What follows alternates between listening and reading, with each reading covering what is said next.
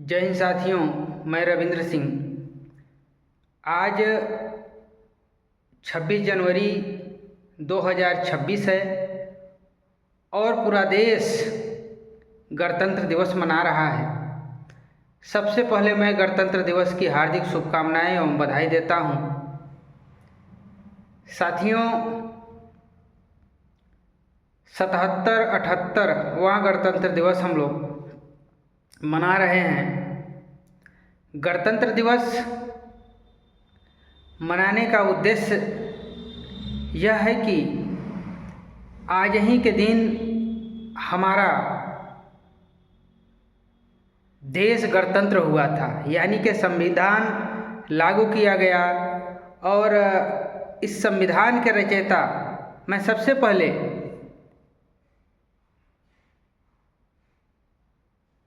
बाबा साहब को नमन करता हूँ, प्रणाम करता हूँ और उनको याद करता हूँ, जिन्होंने लगातार संघर्ष करके, रात दिन मेहनत करके पूरा जीवन समर्पित कर दिया अपने देश की पीढ़ियों के लिए। मैं उनको नमन करता हूँ, प्रणाम करता हूँ। तो यह संविधान 2011 में 18 दिन में जो बन करके तैयार हुआ और इसी संविधान को आज लागू कर दिया गया और बता दिया गया कि इसी संविधान के दम पे, इसी संविधान के इशारे पे, इसी संविधान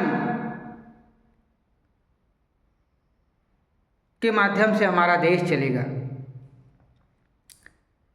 साथियों, हमारे महापुरुषों ने और क्रांतिकारियों ने देश को आज़ाद करा दिया, लेकिन आज भी हमारा समाज पिछड़ा है, ठगा महसूस करता है, क्योंकि जिस आज़ादी के लिए इतना बड़ा संघर्ष हुआ, वह आज़ादी आज भी हमारे भाई बहनों को नहीं मिल पाया है। मैं सोनभद्र का बात करूं, सोनभद्र आदिवासी बाहुल्य क्षेत्र है। आज़ादी से लेकर के आज तक यहाँ की सीट सुरक्षित है, ठीक है, अच्छी बात है। इसके साथ साथ कुछ विधानसभा के भी सीटें सुरक्षित हैं, लेकिन हमारे आदिवासी समाज के भाई बहनों का विकास क्यों नहीं हो पा रहा है। सोनभद्र में तमाम फैक्ट्रियां हैं, खनन हैं, जिसकी वजह से हमारे सोनभद्र से पैसा देश चलाने को जाता है, लेकिन हमारे सोनभद्र के कुछ ऐसे गांव हैं, ऐसे ग्राम पंचायत हैं जहां आज भी लोग अंधकार में जी रहे हैं। ये बहुत ही विचार करने की बात है, सोचने की बात है। और जो संवैधानिक पद पे बैठे हैं उनको तो शर्म आनी चाहिए। यदि ये पद नहीं संभल रहा है तो इसको त्याग दें, क्योंकि यह पद जनता का सेवा करने के लिए मिला है। और इस तरह से बैठ करके पद का दुरुपयोग मुझे अच्छा नहीं लगता है। या तो बैठे हैं तो कार्य करें।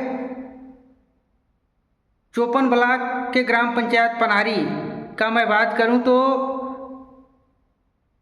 जुर्रा, बकिया, भोरार, खाड़र, खैराई, छट्टादाड़, अमली डाड़, चौरीहवा, पलसो, उधर कैम्हापान, कुम्हिया जैसे तमाम ग्राम पंचायतें हैं, गांव हैं, जहां आज भी लाइट सरकार नहीं पहुंचा पाई है। यह दुर्भाग्य है। सोचने की बात है कि आज हम 77-78वां गणतंत्र दिवस मना रहे हैं और गणतंत्र दिवस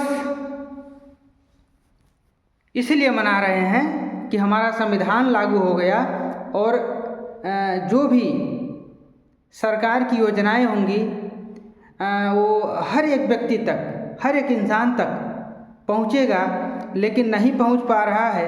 ये बहुत ही विडंबना है, दुर्भाग्य की बात है। ना तो हॉस्पिटल में अच्छी सुविधा मुहैया हो पाती है हमारे आदिवासी समाज के लोगों को, ना तो विद्यालय, उनके लिए कोई अच्छा विद्यालय है। विद्यालय की स्थिति दयनीय हो गई है, चिकित्सा की स्थिति दयनीय हो गई है, आवास नहीं है, शौचालय नहीं है, सड़क नहीं है, पानी नहीं है। मतलब ये क्या चल रहा है? आज़ाद भारत में यदि लोग आज भी चोहड़े की पानी पिए, नदी नाले की पानी पिए, तो यह शर्म की बात है। लोगों के अंदर अपने आप में गिल्टी फील होनी चाहिए कि मैं जिस पद पे बैठा हूँ, आखिरकार क्यों इस पद पे बैठा हूँ। यह पद जनता के द्वारा दिया गया है और यह पद जनता का है। जनता के लिए समर्पित कर दें, काम करें, गांव में जाएं, समस्या ढूंढें और लोगों से कहें कि क्या समस्या है मुझे बताइए, मैं इस पे काम करूँगा। तब जा कर के हमारा देश असल मायने में आज़ाद कहलाएगा। अन्यथा पहले भी इसी तरह से हमारे समाज का शोषण होता था, हमारे देश को लूटा जाता था। और गोरे अंग्रेज तो चले गए, लेकिन काले अंग्रेज के रूप में आज भी हम लुटा रहे हैं, हमारा देश लुटा रहा है।